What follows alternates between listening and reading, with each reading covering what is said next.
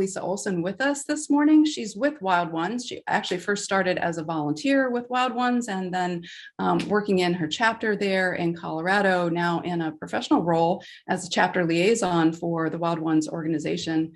If you don't have Wild Ones close to you, Lisa's going to tell you a little bit about Wild Ones, what they do, some of their great programs across the country. We have a really active Wild Ones presence here in Ohio, groups that are doing educational programs, demonstration, community events, plant sales, other things to really promote the importance of native plants there in local communities. So Lisa's going to talk about cultivating a community for support of native plants. Lisa, we're really happy to have you here. Also, your background in horticulture, I think, adds a really neat element to what you can teach folks about native plants. So I'll let you go ahead and share your screen, and we'll turn the podium over to you. Awesome. Thank you so much, Denise. Can you hear me? Yes. Oh, good. I wanted to make sure I did click that microphone. Thank you so much. Yeah, for me, Wild Ones was a great fit because of that sort of interest in horticulture experience. I love that we're able to focus on getting plants into gardens. And I was already doing that in my professional life, talking people into buying native plants. And so being able to transition into what really is in alignment with my passion has been lovely. I'm really excited that so many people are tuning in today. To see that number of registrants continue to grow week to week is cause for celebration and hope. I don't doubt that attending these sessions, listening to this series of talks, you are all going to come away with the knowledge and inspiration to make positive changes in your garden. But we live in a country of over 330 million people and on a planet with 7.9 billion other people. How do we connect and convince those folks who are not in this virtual room to join us? How do we cultivate a concern for nature? How do we scale up the actions we are taking in our own gardens and transform that into collective action, neighborhood, city, state, and nationwide action? How do we cultivate a community of support for native plants and living landscapes? Clicker didn't seem to want to work. Thank you. My name, again, is Lisa Olsen, and I am representing Wild Ones, a national supported member organization. It's a nonprofit organization working to inspire and empower people to plant native plants and adopt environmentally sound landscaping maintenance practices. Wild Ones works in the space of biocultural restoration, rekindling people's connection to and respect for the land. As an organization, we advocate for restoring biodiverse ecosystems through landscaping with native plants. To fulfill that mission, we must cultivate a value shift in ourselves and our communities through education and experience. The series, which is titled Tending Nature, Native Plants and Every Gardener's Role in Fostering Biodiversity, features an amazing lineup of speakers, leaders in their respective fields, working on the forefront of the movement towards sustainable landscaping, gardening in harmony with nature. I'm a bit of an anomaly in this lineup. I think I am coming from a perspective more akin to that of the audience. Native plants are something I discovered a passion for over time. And as a profession, it's something I sort of fell into. Full disclosure, I'm not a botanist, an entomologist. I don't have years and years of field research experience. I'm an English major, and I've worked in various service industries, and I'm a perennial student. I think that one of the silver linings of the pandemic has been this explosion of opportunities to continue education online. And I am a continuing education junkie.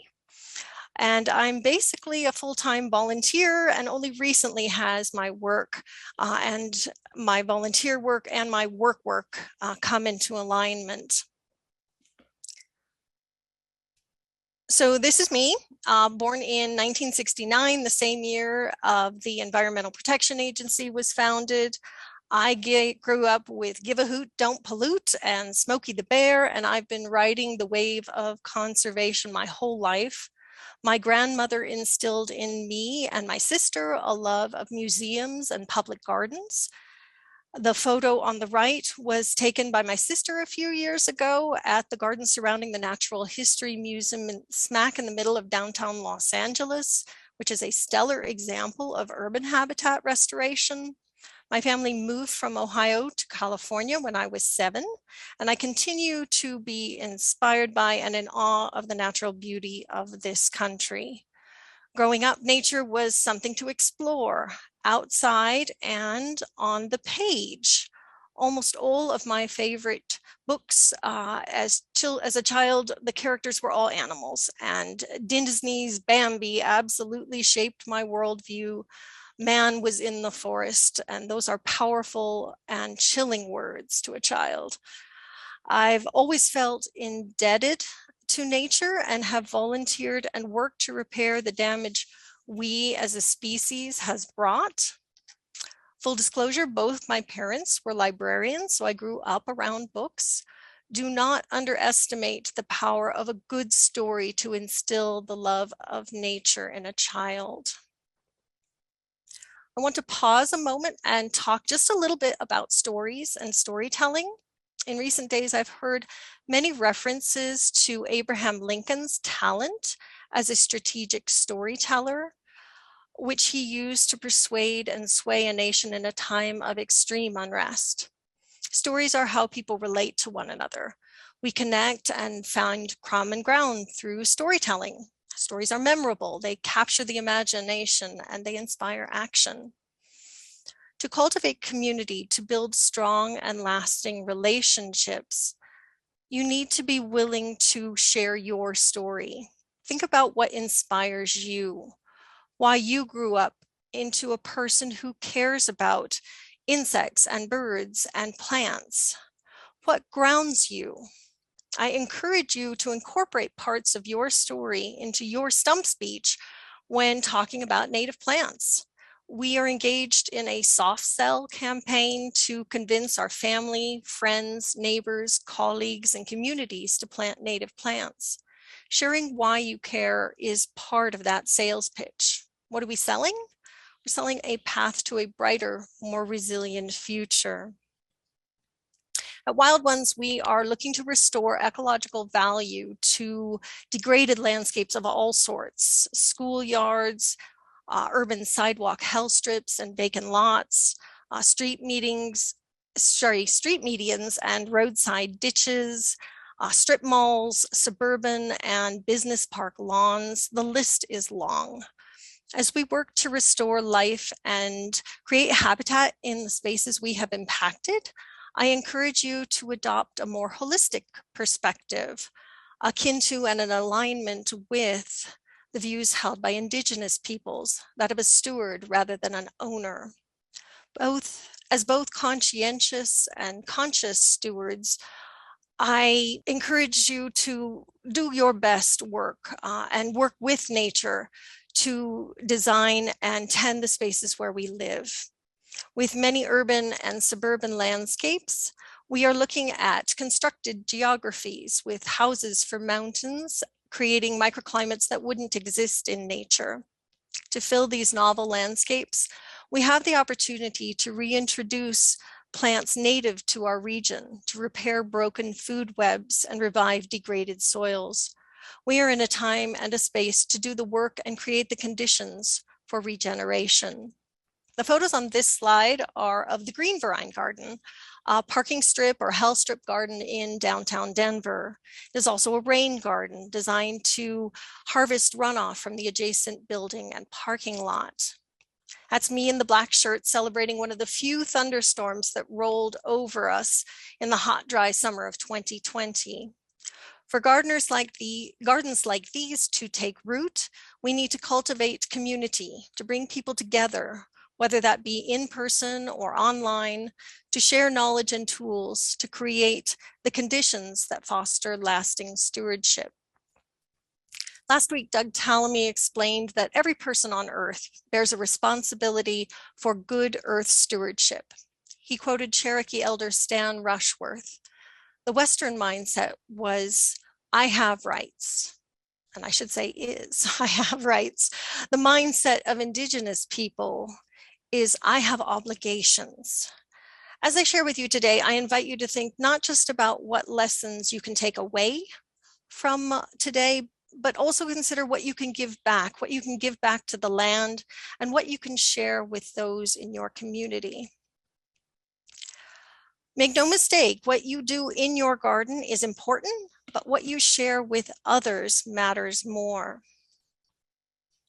I will begin by sharing a bit about Wild Ones and then highlight some of the many opportunities and strategies we might use to expand this community of support for native plants. Wild Ones promotes environmentally sound landscaping practices to preserve biodiversity through the preservation, restoration, and establishment of native plant communities. I love that Wild Ones is rooted in continuing education. As a perennial student, I attend far more talks than I give. It's nice to know that back in 1977, the year my family moved across the country, our founders recognized the many benefits that native plants bring to a garden setting, not the least of which is a closer connection to nature. Wild Ones is a member-supported, volunteer-driven organization based in Neenah, Wisconsin. I had to wait until the last minute to add this slide because that map keeps changing. As a chapter liaison, I respond to several inquiries each week from folks expressing interest in forming a new chapter in their region. If you live near a local chapter, please consider joining. If you live in a region where Wild Ones has yet to take root, I encourage you to reach out and we can chat about launching a seedling chapter. I love those conversations because I get to talk to my fellow plant peeps. Membership dues support chapter activities and the many free resources that we find on the Wild Ones website, and links to both the website and this map of chapters and how to start a chapter are on that OSU Tending Nature webpage. In 2021, Wild Ones launched a series of native garden designs available to download for free on our website. Currently, we have designs for Boston, Chattanooga, Chicago, Denver, Milwaukee, Minneapolis, St. Louis, Tallahassee, and Toledo. The Native Garden Designs website and the Native Garden Design Guide were supported by a grant from the Stanley Smith Horticultural Trust. This year, Wild Ones has been awarded a second grant. We're very excited to expand the program. The focus will be on designing for resilience in the face of climate change. Wild Ones hosts programs with the designers that include live Q&A sessions. Recordings of past programs are on the YouTube channel. Some of our designers are active educators in their communities. Kenton Seth, who did the design for Denver, offered Front Range chapter members and volunteers an opportunity for hands-on learning about bare root planting this past May at Englewood's Depot Prairie Park. Membership dues support Wild Ones free educational webinars. Our next webinar features Wild Ones Honorary Lifetime Director and Prairie ecologist Neil Deibel, speaking about genetic diversity and plant preservation. Last week, Doug Tallamy spoke about the importance of planting genetic variability to ensure resilience in our landscapes in this increasingly volatile climate. This program will be a deep dive into what that looks like. Wild Ones supports youth engagement with native plants. Named for Lifetime Honorary Director Lori Otto, the Wild Ones Seeds for Education program is a donor-funded program and is designed to connect youth with nature through the planning, planting, and caring for native plant gardens. This learn by doing approach to education not only gets more native plants in the ground, it cultivates a new generation of mindful land stewards. Wild Ones publishes a quarterly journal rich with a variety of articles on native plants, emerging research, member and public gardens, restoration projects, chapter programs and activities, book reviews, and more. Members receive a digital copy of the journal and via their email, and an archive of past journals is available for public viewing on the national website. Another useful resource you will find on the national website is a list of nurseries and seed sources that sell native plants. Thankfully, that list is growing. If you have a favorite nursery or seed supplier that is not listed, please visit our website to submit your recommendation. Many nurseries support wild ones as business members and are listed in the journal. A couple of nursery owners have actually founded chapters. Wild Ones is educating and cultivating their customer base and driving the demand for native plants, so the business member relationship is mutually beneficial. Another useful resource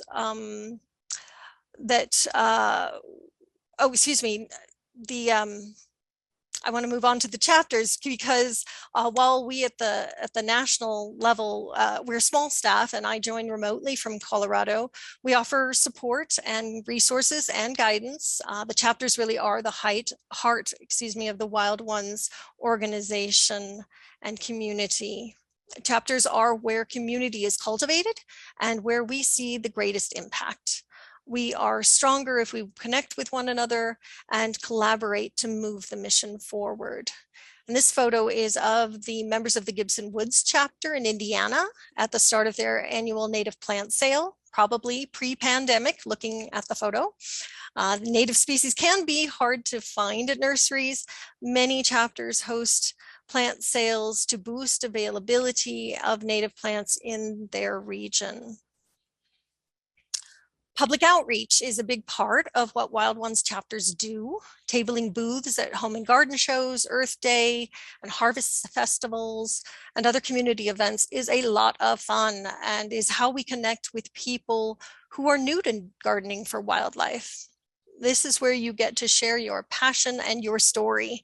And this photo is actually of me this past October tabling at a native seed swap. I love touring public gardens. Last week, Matthew Ross, Wild Ones board member and director of continuing education at the world-renowned Longwood Gardens in Pennsylvania, presented on America's Public Gardens, highlighting some of the amazing gardens across the country that have embraced native plants. And that recording is also available on YouTube. Many of our chapters arrange guided tours of public gardens. You learn a ton from horticulturists who have killed way more plants than you ever will. Chapters' summer calendars are usually feature at least a couple tours of member gardens. Nature is constantly evolving, and these gardens are typically works in progress. I remind garden tour hosts that people don't relate to perfection. Attendees are eager to learn about the process and both the triumphs and the missteps. Because of space limitation, registration for these tours is often a member benefit. Many chapters host wildflower walks in the summer months, although I know a few chapters that bundle up and go out in the winter, maybe not to look at wildflowers, but they're out there. These events provide an opportunity to observe plants' preferences and tolerances when it comes to growing conditions. You also see which plants grow well together. Nature is the best teacher, and it's good to spend time in her outdoor classroom.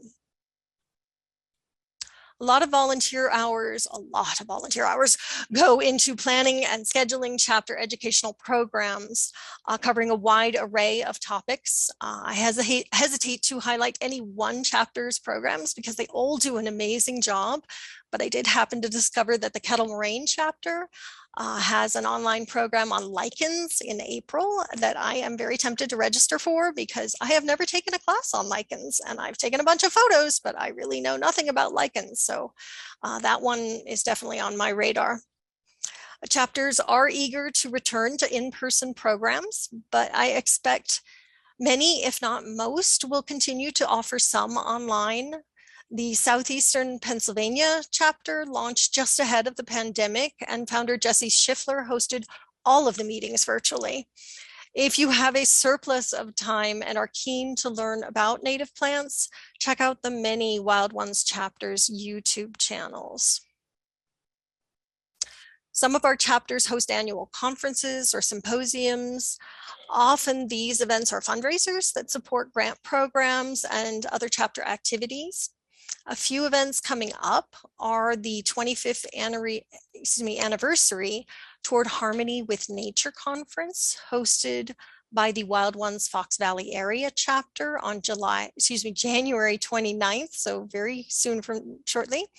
And then also the Landscaping with Colorado Native Plants conference is coming up. It's co-presented by the Front Range chapter on February 26th. And the Plant Natives 2022 symposium hosted by the Tennessee Valley chapter is on March 12th. And links to those events are also on the OSU webpage. And I do apologize to any chapters whose events I have failed to mention.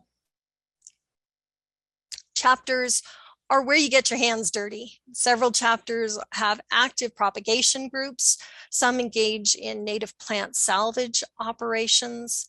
These can occur in spaces slated for development or thinning out unwelcome volunteers in member gardens.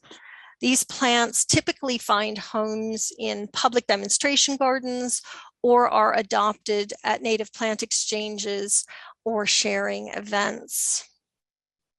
Many chapters organize phenomenal plant sales in the spring, sometimes in the fall, and sometimes both. These fundraisers are fabulous opportunities to buy locally sourced native plants. Among our members, Wild Ones boasts an amazing level of expertise. At a demo day or other hands-on learning event, gardeners with years and in many cases decades of experience growing and tending native plants share their wealth of knowledge and skill with novice gardeners.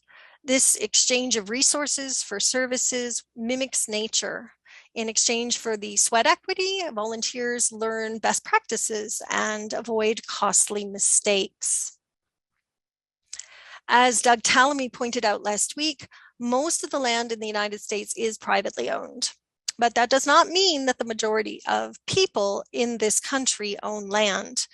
Many people face social and institutional and financial barriers to owning property. And there are some people who aren't interested in putting down roots. With that in mind, many, if not most, of Wild Ones chapters support projects in public spaces to enable broader participation.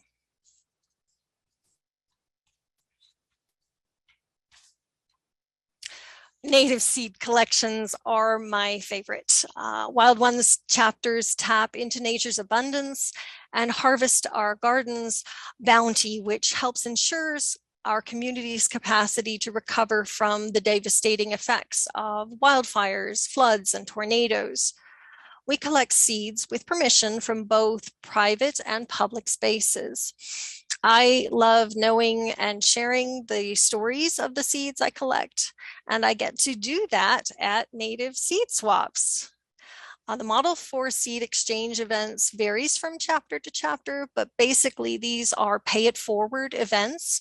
You get native seeds for little or no cost, and then in a year or two, you offer a return on that investment by sharing your seeds with others. I've pointed to some of the many ways that Wild Ones chapters engage with and support their members and the public.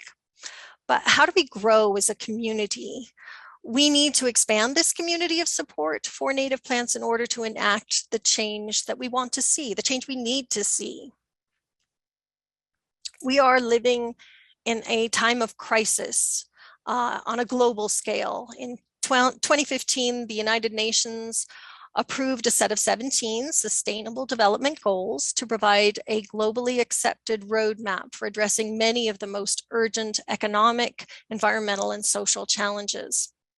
While we engage in outreach, odds are whoever we are connecting with is working towards one or more of these goals. While this patchwork of icons looks pretty, I think this pyramid graphic is a better depiction of those goals. All of the goals are incredibly important, and there's no denying that the biosphere is the foundation, with everything depending upon it. If the biosphere is not healthy, we are looking at ecosystem collapse at a global scale. But when this stacked, with these goals stacked as a pyramid, you will notice that goal number 17, partnerships for the goals, is missing. Likely that is because forging partnerships is necessary in order to achieve all of the other goals.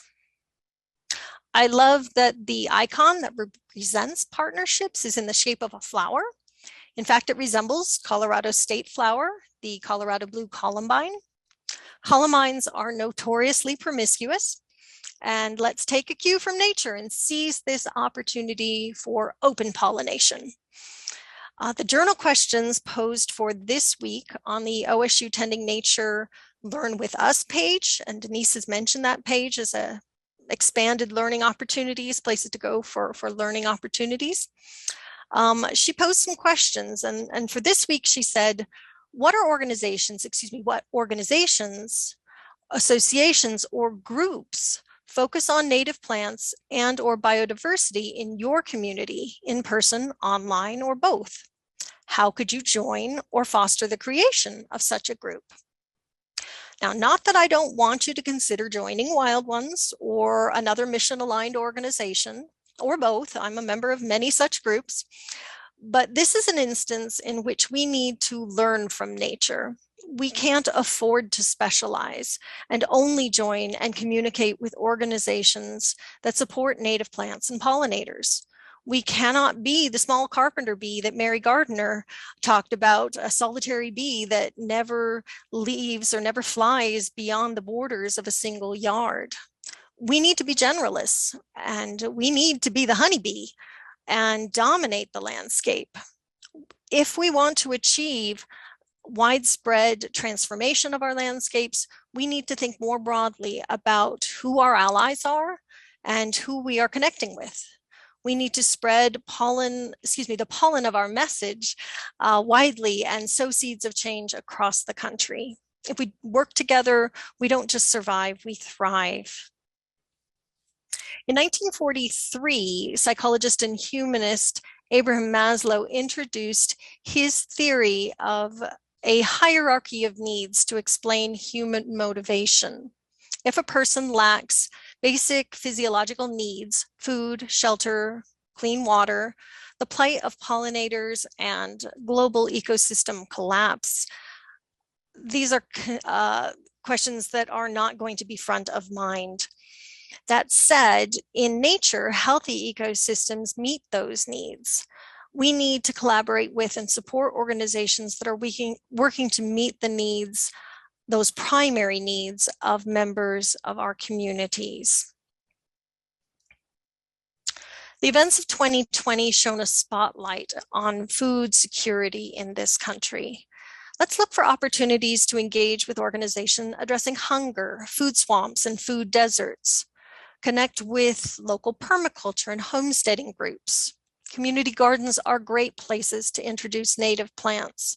One project that my local chapter got involved in this summer on an urban farm / community garden, one of the gardeners commented that we were wasting time, energy, and space by planting pretty flowers.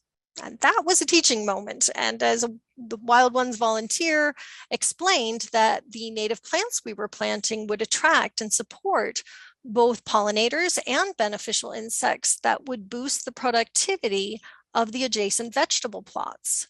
There's enough space to feed both insects and people. Native plants form the foundation of Indigenous peoples' diets. Today, tribal communities are plagued by high rates of diabetes and other chronic diseases due to poor nutrition. For generations, policies of assimilation banned not only tribal languages and traditions, but also the consumption of indigenous foods. This is a quote from The Power to Heal Diabetes, Food for Life in Indian Country. Quote, "The answer to diabetes prevention may lie in our age-old food traditions. Food is the medicine that will help us reclaim our health," end quote. There is a strong connection between native plants and indigenous foodways. Planting native plants isn't just about saving bees and butterflies. People are a part of the ecosystem too. There is an opportunity to collaborate with and support organizations that are working to restore health to members of tribal communities. The number of people impacted by housing insecurity swelled in 2020. Municipalities have been struggling for decades and continue to struggle with how best to serve the unhoused population. Let's consider partnering with organizations like Habitat for Humanity, which has chapters across the country, or other homeless outreach and advocacy groups working locally, such as Earthlinks in Denver. Earthlinks creates opportunities through Earth-centered programs that enable individuals experiencing homelessness and poverty to, quote, step out of isolation and into community, restoring each other and the planet, end quote. There are opportunities to collaborate collaborate on activities and events that will improve access to native plants and the wildlife those plants attract in underserved communities. I'm just going to pause for a moment.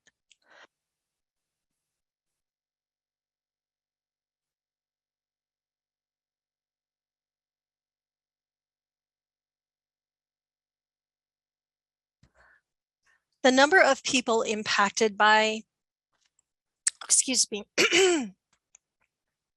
many diverse organizations are tackling issues of environmental justice, including poor air quality, lead poisoning, and accessibility and equity in urban parks and tree canopies.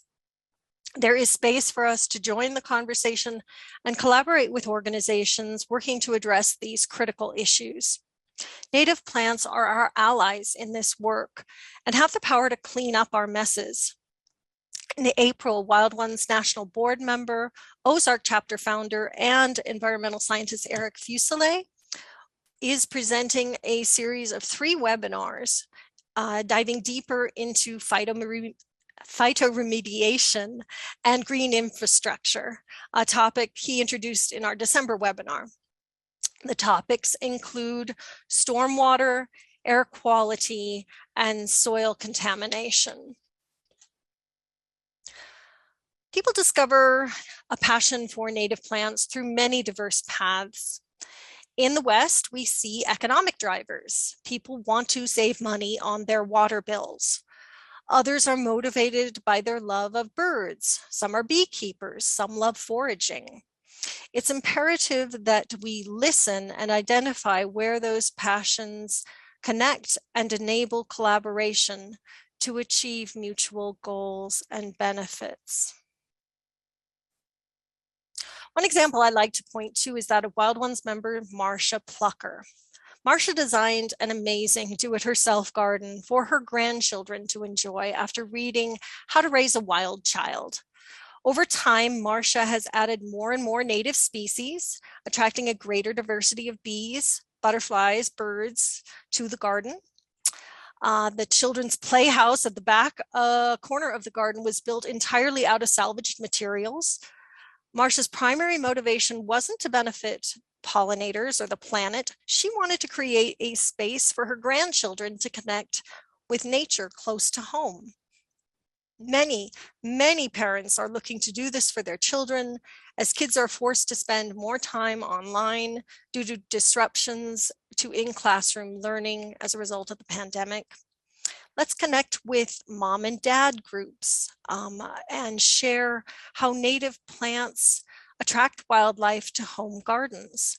Let's cultivate a generation of passionate and dedicated lizard hunters like Doug Tallamy's granddaughter. How teachers had the time to invest into school gardens these past 2 years is beyond me. But the trend to incorporate outdoor learning into school curriculums has held strong. There are certainly opportunities to share with both teachers and students the fundamental role that native plants play in sustaining life on this planet. As students push college campus administrations to reduce pesticide and herbicide use through initiatives like Herbicide Free Campus and Bee Campus USA, which is an initiative of the Xerxes Society, there is space to join the conversation and educate groundkeepers, students, and faculty on the importance of native plants when attracting and achieving a balance with beneficial insects, pollinators, birds, and other wildlife. Many faith communities and service organizations are joining the discussion and taking action towards conservation. One such example is Rotary. In June of 2020, Rotary leadership unanimously voted to add supporting the environment as an area of focus, joining peace building and conflict prevention, disease prevention and treatment, water, sanitation and hygiene, maternal and child health, basic education and literacy, and community economic development. So all those other goals I mentioned before, Rotary was engaged in those, but now the environment is part of their agenda. Sacred Grounds is a National Wildlife Federation program that recognizes congregations, houses of worship, and faith communities who both create wildlife habitat and actively link faith practices and caring for the environment. If you belong to a community that is exploring ways to better steward the environment, encourage them to consider incorporating native plants into their objectives and landscapes. Faith communities water an awful lot of non-functional turf grass in this country. Native plants lend a sense of place to residential developments. Encourage your city planner or HOA to incorporate more native plants into parks and open space alongside public pathways. If you are unable to make headway, consider joining your HOA's board. Policies are shaped by those who show up. Many prairie plants co-evolved with fire, and prescribed burns simulate the conditions under which prairies regenerate. I suspect that communities along Colorado's Front Range will be taking a closer look at the role of fire in healthy grassland ecosystems in the wake of the recent devastating Marshall Fire. These photos are of a development called Prairie Crossing in Northeast Illinois, the birthplace of the Wild Ones Lake to Prairie chapter. If you wish to transform the landscaping policies and practices of your municipality or parks department, take time to meet with them in person. Share your story, share why you care. Elected officials represent people, not pollinators. They are more apt to respond to stories about the positive impact that native plants and habitat gardens have on people. If you see transformations taking place in your communities, take time to thank the representatives and staff that made that happen. Officials tend to only hear from constituents when there is a problem. They desperately need to hear from positive feedback from us when they implement policies and practices that support healthy ecosystems. In December of 2019, I had an opportunity to explore part of the Habitat Garden exhibit at the Smithsonian Gardens on the National Mall in Washington, D.C. The expansive habitat exhibit, which was across approximately 50 acres, included medians of roadside native plantings, water sources, pollinator gardens, a monarch way station, and a variety of snags, insect hotels, and other habitat features. It was wonderful to see this transformation of what is essentially America's front yard. The Habitat exhibit is now on tour across the country and is currently on display at The Works, Ohio Center for History, Art, and Technology in Newark, Ohio. In the most recent journal issue, Wild Ones business member Erin Michael invited fellow native plant enthusiasts to contact the Biden administration and show support for native landscaping on the grounds of the White House, the People's House. I've shared a link to send a message, an email message to the White House on the resources webpage. Habitat gardens can be a source of civic pride. The vision and desire for a butterfly garden and pollinator garden in Antigua, Wisconsin, a community of about 8,000, prompted the formation of the Wild Ones Northwoods Gateway chapter and a whirlwind of fundraising and volunteer opportunities, resulting in a beautiful garden in the shape of a butterfly. This new community resource is within easy reach and walking distance of 2 grade schools, a senior residence, hospital, several healthcare facilities, and community baseball fields. One man's trash is another man's treasure. Gardens can be installed on a shoestring budget using recycled and salvaged materials. The story of the Greenverine garden that I mentioned at the start of the talk resonates with anyone who is passionate about recycling. And I raise my hand. I'm part of that tribe. Many people were stuck at home in 2020 and many tackled landscape projects. This resulted in an abundance of free materials, tree stumps, river rock, pea gravel, squeegee, fill dirt, and urbanite, which is broken concrete. Volunteers collected materials and installed the hardscape elements of the garden for next to nothing.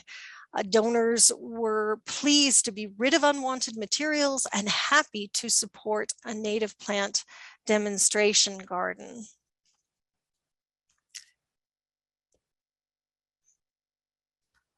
Solar farms and solar gardens run more efficiently when paired with plants that moderate the temperature around the panels. Native plants thrive with little or no additional inputs and add minimal cost to a solar farm. Minnesota was the first state to adopt voluntary pollinator-friendly solar farm standards in 2016, with a scorecard laying out benchmarks for biodiversity, native plants, and blooming seasons. If solar farms are sprouting up in your region, reach out and suggest a pivot to a pollinator-friendly garden. Solar garden. Green roofs, green or living roofs are another challenging space where native plants can thrive. If green roofs are trending in your area, reach out to the living architecture community and suggest adding native plants to current projects and future designs. Many corporations are implementing sustainability plans and exploring ways to lighten their carbon footprints. Transforming water-guzzling corporate campuses, all those lawns to native landscapes, is both good for the planet and good for the bottom line. Farmers and researchers in regenerative and organic agriculture point to the benefits of incorporating native species into windbreaks and hedgerows and interplanting and underplanting with native species to attract beneficial insects and sometimes yield secondary income in the form of pasture forage or native seeds. Some years ago at a pollinator summit I attended, I learned about a program in eastern Colorado that caught my attention because of what appeared on the surface to be unlikely partners that were involved. Quoting from the Pheasants Forever website, quote, "Corners for Conservation is a partnership between Pheasants Forever, farmers, Colorado Parks and Wildlife, Natural Resources Conservation Service, High Plains Land Conservancy, and Muley Fanatics to create habitat for birds, bees, bucks, and butterflies that helps farmers make their land more profitable and gives the public open space access for hunting. What a win for everyone, especially the wildlife, end quote. The fact that pheasant and mule deer hunters were potential allies for pollinator conservation was an eye-opener. Funding from Pheasants Forever chapters pays for 5 critical components of this unique partnership: equipment, labor, seed, landowner incentives, and outreach. Farmers use the center pivot irrigation will convert those awkward to irrigate corners, those 7 to 8 acres per corner, into lush wildlife habitat with walk-in public access for hunters. The hunters needed access. Land in this region is 98% privately owned. The program invested in 2 no-till drills, which are used to seed over 1,600 acres each year with a diverse mix of native species. Programs like this serve as a model for what's possible when you think more broadly about who to include in your community of support for native plants. And just an update, since then, I'm doing this research for this program, I recognize that Pheasants Forever is leveraging its success with Corners for Conservation. In February of last year, in 2021, they launched a $500 million national campaign to cultivate the next generation of conservationists, enhance over 9 million acres of upland habitat. They project to permanently protect 75,000 acres of land. They should be on our list, our growing list, I should say, of allies. Speaking of campaigns, I should share that Wild Ones is not a political organization, but our members and chapters do engage in policy advocacy. Public policies reflect the values of the people. Many are outdated and fail to adequately address the current climate and biodiversity crises, as well as economic, social, and racial inequities. If policy advocacy is an arena that you are or wish to engage in, I encourage you to reach out to the Wild Ones team of volunteer wild lawyers. The link to contact them is also on that Tending Nature page. The lawyers, they can't represent you in a case or speak on your behalf, but they are in a position to offer their working knowledge of policy revisions and interpretations, and they can also offer some guidance. Not everyone out there loves the look of a native habitat garden.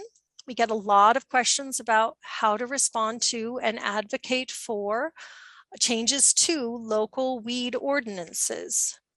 This March, join volunteer wild lawyer, Iowa attorney, and business professor Razan Plant as she explains what to do if the weed police knock on your door. Cultivating community, building relationships with organizations and individuals takes time. Be mindful of that the relationship you build is reciprocal, and be sure to cash in on your investment. Invite people you connect with to share their story more broadly with the community. Stories can be shared online, via social media, or virtual programs, or in person. The pandemic has limited people's capacity to connect. Marcia Plucker, whose garden I highlighted earlier, hasn't been able to host another garden tour or attend events, but she has collected and donated seeds from her garden. Be sure to identify and share diverse opportunities for engagement. I find that most members of this community are extremely generous. And I'm not talking about money, although in many cases that is also true. I'm talking about time and expertise and labor and plants and seeds. Like nature, gardeners are givers. Be sure to provide opportunities for people to give back. I would be remiss not to mention a few obvious allies in this work to build support for native plants and natural landscaping. Native plant nursery owners and staff, botanic garden staff, nature center and public land staff, extension agents, university faculty, and many landscape designers are well positioned and eager to share their knowledge. We need to give them an opportunity to speak by organizing programs, hikes, and tours, and introducing them to new audiences. And speaking of connecting with new audiences, marketing campaigns like the Missouri Prairie Foundation's Grow Native program, the Plant Virginia Natives Marketing Partnership, Resource Central's Garden in a Box, and Plant Select in the Rocky Mountain region do a wonderful job educating consumers about the importance of incorporating native plants into home landscapes. While neither Garden in the Box or Plant Select exclusively promote native plants, the native species that are in those programs have gained traction and are enjoying mainstream demand, while others have not. Many Front Range residents discover native plants through these two well-publicized and popular programs. A solid marketing campaign helps shift public aesthetic perceptions and drive up the demand for native plants, prompting nurseries to grow more native species. To generate widespread support for native plants, we need to shift that aesthetic. To do that, we need the plants. We need them planted in demonstration gardens. We need them growing in front of our libraries and our synagogues and along the expressway and in the Costco parking lot. We need them in our gardens. We need them in public gardens. People need to see these plants in home and public spaces in order to recognize their beauty and deem them desirable rather than weedy. To generate widespread support for native plants and natural landscapes, gardens have to be pretty. Many native plants are highly adaptable and show well in both naturalistic and formal gardens. Many excel at providing year-round interest. Many landscape features, boulders, rock walls, crevices, containers, and water features are critical habitat elements, but they can also be highly decorative. Attention to these elements invites a connection with Rock Garden Society and the Cactus and Succulent Society and all manner of mainstream garden clubs. Writer and botanist Susan J. Twite recommends designing to reflect the terroir of a flavor of a place. We live in a country of migrants. Many people move across states multiple times in their lifetimes. There is a tendency to want to plant what is familiar, and not what is native. A big part of shifting aesthetic perceptions is introducing the public to locally sourced materials. When designing a native plant garden, choose elements and plants that are evocative of the region. Gardens should look like they belong in a space. If you live in the Rocky Mountains, use rocks from the region in the garden. Look to the natural world around you for design inspiration. I want to mention the important role that signage plays in generating support for native plants. Messaging matters. When your neighbors look askance at the logs and branches in your yard, put a sign up that demonstrates that what you're doing in your garden is intentional. Wild Ones, the National Wildlife Federation, and Audubon Rockies, they all have garden certification programs that have signs. Both the California Native Plant Society and the Xerces Society, which focuses on the conservation of invertebrates, they have signs in Spanish. Other local organizations have garden certification programs, and there are loads of signs on Etsy. Signs go a long way towards educating and engaging your neighbors. I'm convinced that there is a segment of the population that cannot survive without their smartphones, and it's not just kids. I openly admit that the internet is my favorite gardening tool, but I'm not tethered to it. I think some people are. To enable those folks to dig deeper, include a QR code on your signs, linking back to your local Wild Ones website.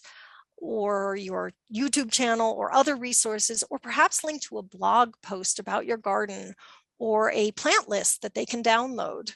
QR codes are a cheap way to facilitate learning and connect people to your organization and its mission. Garden signage prompts people to slow down, learn, and observe. Signs passively educate people, but they can also prompt action, focusing attention towards a particular plant or feature, cultivating a closer connection to nature. I recently chatted with Kimberly Simon, owner of KMS Native Plant Nursery on Long Island. There's a lot of plant activity happening on Long Island at the moment. I really hope we could establish a Wild Ones chapter there soon. Kimberly shared something that I wanted to share with you. And first, she shared a story, how her customers are amazed at the hum and buzz of life they find when they visit her garden and her nursery. But she also shared a story about a neighbor. This neighbor regularly and liberally sprays pesticides to control who knows what in their garden. When this neighbor asked if he could purchase some of the plants, some native plants from her, she refused. She said, and I'm paraphrasing, "If I sell you these shrubs, pollinators will come, insects will come, birds will come, and then you will spray and they will all die. And if you stop spraying, I will sell you the plants, but only if you stop spraying." The neighbor did not stop spraying, and Kimberly didn't make the sale. And that's why I wanted to share this story. First, it's a good teaching moment. And second, it echoes Mary Gardner's point that pesticides are detrimental to healthy ecosystems and we need to stop spraying. But it also points to our values. At Wild Ones, we recognize that people are on a spectrum of familiarity with native plants. Some folks are brand new to gardening and know nothing about plants, native or otherwise, while others are seasoned botanists with decades of field experience and gardens with native plants that are native to their precise location. As a community, we welcome anyone who wants to learn and share. But as individuals, it's okay for your values to shape your personal codes, your standards. And I've been hunting for the right word to describe, and it's eluding me. Standards isn't quite right, but I can't find the right word. If you are a designer that only wants to design, install, or maintain 100% native shortgrass prairie gardens, make that your business model and part of your mission and marketing. I think the clients who share that vision and want to pay for your services, they will find you. Share those standards and message them as a specialty, as a selling point. I think in many regions, maybe not most, maybe not all, but in many regions, industry professionals can now afford to be the specialist bee. A few years ago, I attended a workshop in Southern California on yard transformations to native landscaping. The instructor was a landscape designer who worked in San Diego, and she said something that has stuck with me. She said that she wanted to make an impact in her community. She wanted to see the necessary shift to more ecologically sound landscaping in her lifetime. So she changed her business model. She only designs front yards. She might do entire properties, but she won't take a backyard project. She said that in her community, for every one front yard transformation within a year or two, 4 more households on or near that street followed suit. People need to see the change to make the change. They need to be inspired. For her, it made great business sense. Design a beautiful, water-wise garden full of native plants that people see every day driving through the neighborhood, and the more people will want one. This is a solid example of what's good for the environment is good for the economy. While the call for action is urgent and the time feels ripe, native plants are trending on TikTok after all. I urge you to practice a little patience. People respond and act in different ways and in their own time. Lifetime Wild Ones member Betty Jo Page told me that it took hearing Doug Tallamy 3 times, hearing him speak 3 times, and this was pre-pandemic, so he made at least 3 trips to Denver before she realized that he was talking to her, and that she recognized that there were changes she could make on her property in her front yard to better support the ecosystem. Betty Jo is a lifelong organic gardener and educator. You would expect her to run headlong into habitat gardening, and she has, but it took time. Under the pressures of the pandemic, people are stretched thin, more so than ever before in my lifetime. I think it wise to be mindful of that and to practice both grace and patience when reaching out to build this community. Not everyone will have the capacity to respond, but don't be afraid to ask. The worst that can happen is someone says no. In my experience, more often than not, the answer is yes. This community is like a garden. It needs tending. Exercise your observational skills and pay attention when you talk to people.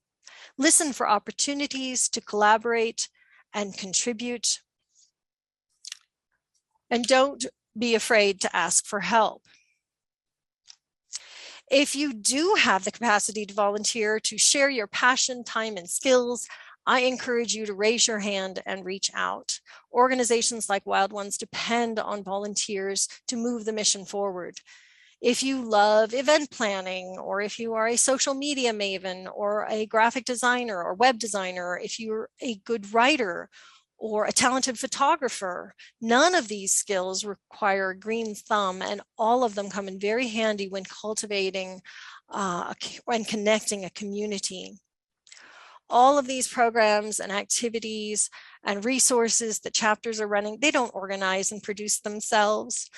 Of course, if you are a gifted grower, we need you too. Most of all, we need people who are willing to share their passion with others through posts, print, photos, and through person-to-person dialogue. What can you give? How can you serve? How can you best support this growing community? And we are growing like the perennial plants that sleep, creep, and then leap in our gardens. This community has taken root and planted seeds and is now flourishing. We can now say with conviction that native plants are no longer the fringe, but they are the future of landscaping. And with that, I would love to address some questions, and I will move to my contact information, which you are welcome to reach out to. And I'm going to try and unshare. Well, maybe I'll leave that screen on for just a little bit. Sure, that's fine. Thank you, Lisa, so much. Folks, I see lots of you are putting thank yous in the chat box. I appreciate that. We ran over a little, but I let Lisa go. We lost a few minutes in with some tech issues. But I also put the link, the direct link there in the chat box, a few places. It's still, you'll have to scroll up. That's the link to all the resources that Lisa compiled, the information about laws and ordinances, some of the webinars coming up. Many of you put in the chat box you were interested in the in Neil Deibel's webinar and other webinars. All that is on that resource that Lisa offered to us, and it's also on our Learn With Us page. So where all of our readings are, you'll find her whole list of resources. So again, Lisa, thank you. Lots of really great ideas and projects, places. I love the idea of stories. I think that stories really get people engaged. Let's take a few questions. Do you have suggestions for what can be incorporated into vegetable gardens, native plants? It's going to vary from region to region. So I would lean heavily on those plants that are just pollinator magnets. In my region, there's a plant, it's not the prettiest plant out there, and it has one of those really unfortunate names called curly cup gumweed. Oh my gosh, I was at a native seed collection, and this plant was, growing out there, just doing its thing.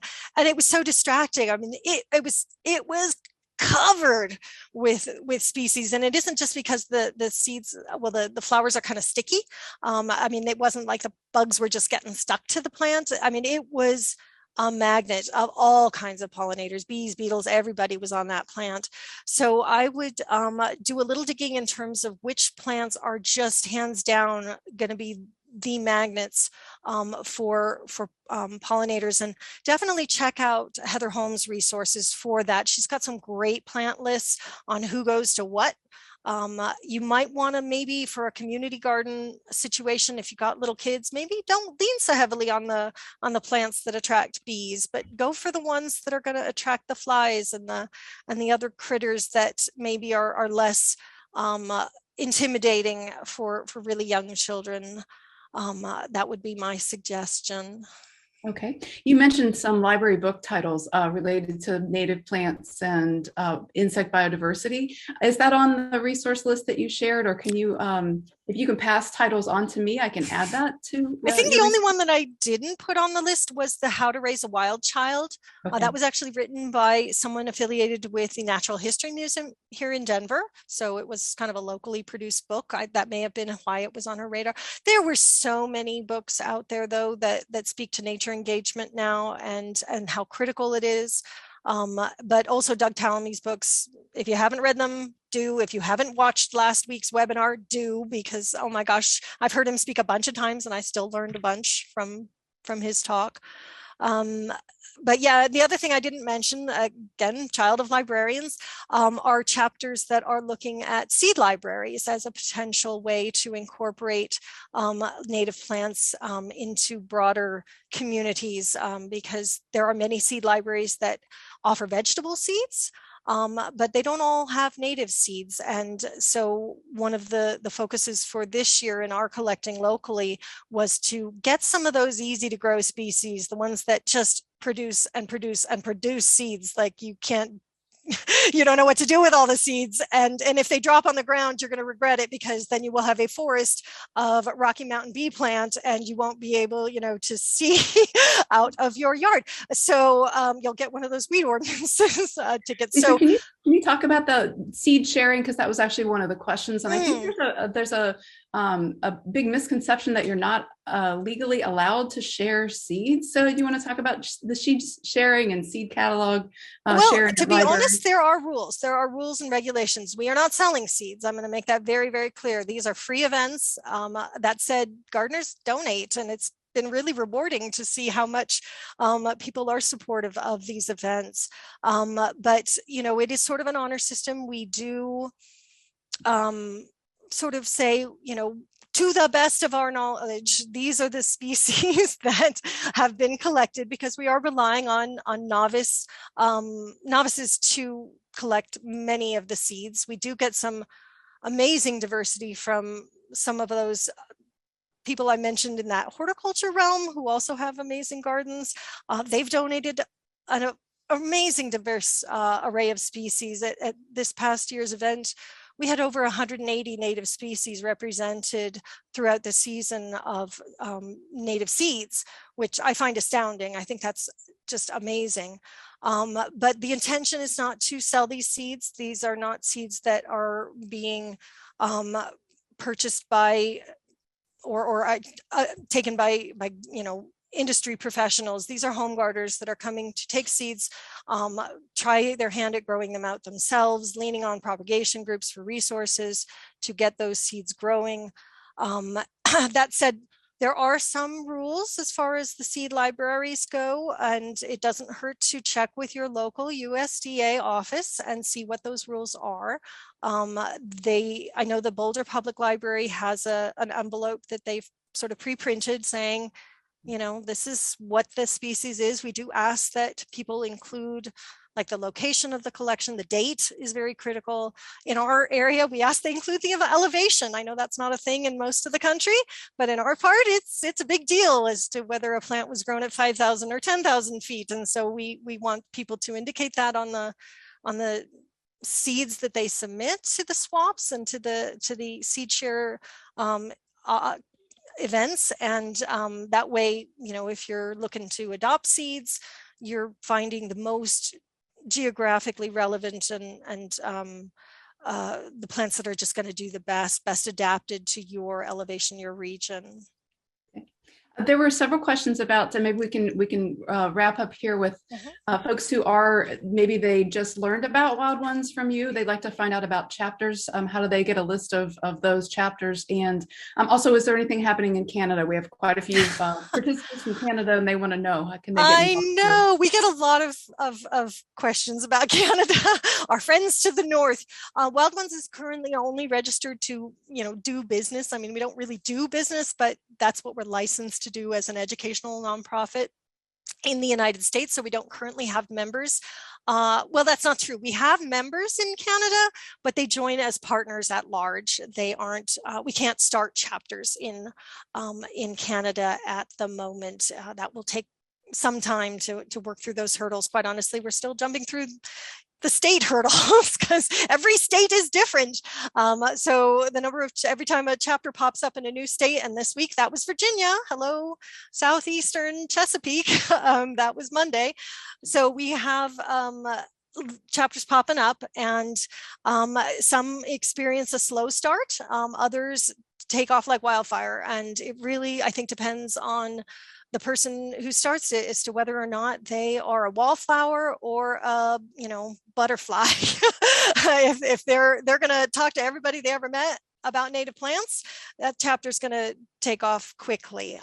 But there's no time limit as far as starting a chapter goes. The list of chapters you asked is on the chapters tab on the website. So if you go to the homepage and just click chapters, up pops that map. And yes, it does keep changing. This week we did, week plus one day, we've had 2 chapters launched, both one in Virginia and another, our third in Pennsylvania. Great. Thanks, Lisa. And I think you got a couple few new members. I see that Mary just joined the Ann Arbor group. So, very nice. Yeah. Ann Arbor's a great group. So thanks again for putting your presentation together, for gathering lots of different ideas and programs and projects to share with us, to get us thinking a little bit beyond just the plant. How do we pull the people piece in?